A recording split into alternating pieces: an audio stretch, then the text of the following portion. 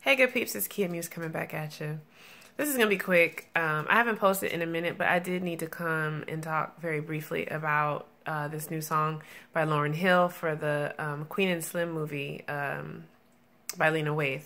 And the song is called Guarding the Gates. And it's not a new song. Apparently this has been in her catalog. She's been performing it for the last couple of years. I was not familiar with the song, so my first time hearing the song was Saturday, when I was actually going through new music and just trying to, you know, get my full music consumption on. And it was really interesting. I had an interesting reaction to it because the first time I heard the song, I literally broke out in an ugly cry. Like, just ugly cry.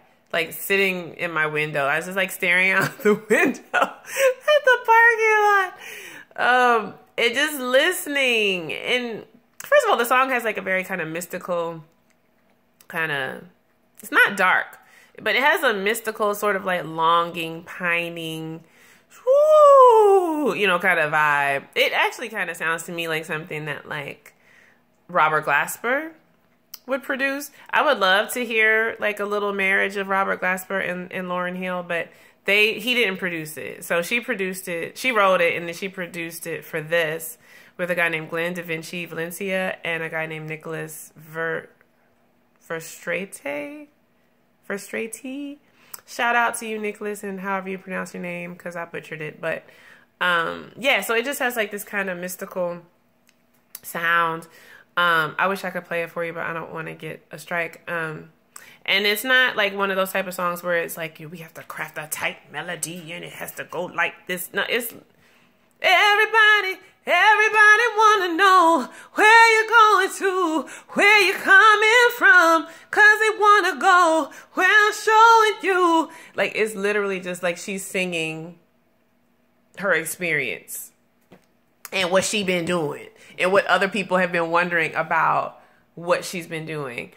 And I literally was just done. Like, I was so through in my little ugly cry because, you know, I think I just thought about, like, it's been 20 years. And it's like, all the Lauryn Hill music, all the songs we didn't get, all the concerts we didn't get to see, all the brilliance, you know, that we missed out on. Can you imagine like what her song archive looks like? She's been down there in the islands just making songs for 20 years. I mean, when she made a decision, you know, to walk away from the industry at the pinnacle of her career, I didn't understand it. And I just thought she was nuts. I'm gonna be real honest with you. I thought she was crazy. And it's probably only been like 2 or 3 years that I've been able to realize like how satanic the music industry is. Well, just entertainment in general, but music specific because, you know, that's my industry. And when I realized really what all you have to go through and sign up for and give up and who you have to give up to make it to like that level, I realized I wasn't ever gonna make it. I realized I wasn't ever going to be, like a popular artist. And so that was like depressing for me because I think a lot of times we grow up with this idea of like, you know, if you just work hard and pull yourself up by your bootstraps and try real hard, you know, you can make it to a point. You can make it to a point. And if you want to get to that, you know, the Kanye, the Beyoncés, the Jay-Z's and all these type of things, then that requires something different. The Biebers, you know, he's spoken out about it. It requires something else. And then now you see people trying to kind of like move away from that actively. Bieber, Kanye, actively trying to, you know, to get synced up with the Lord again. And may they, you know, in Jesus' name. Yeah, it was really depressing when I realized sort of like what it's about and like how that whole machine works. And so then I thought about Lauryn and like she literally was at the pinnacle of her career. I mean, like I don't even know how many platinums Miseducation went. What would she have done after that? You know, if she had like really signed up to give herself over to that. And the song talks about the fact that she didn't. you know, because she found real love in God, and that she's guarding her gates.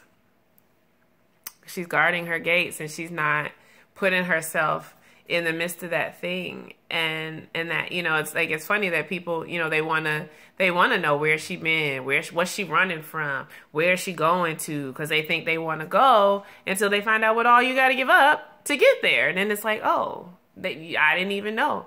So you know, just the realization of it, like, of what all she gave up, what all she missed, and what we missed. I think it was too much for me to take. It made me very sad. It's making me very sad right now thinking about it. Because she's just such a brilliant artist, and yeah.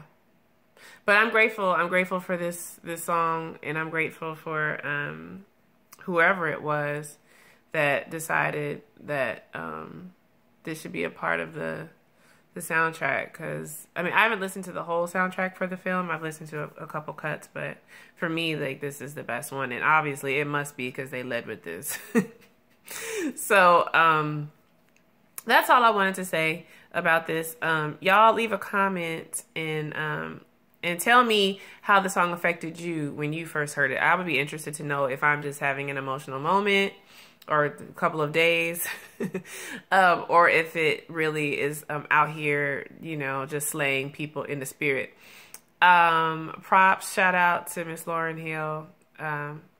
We missed you. We're always glad to have you back anytime you decide to come back.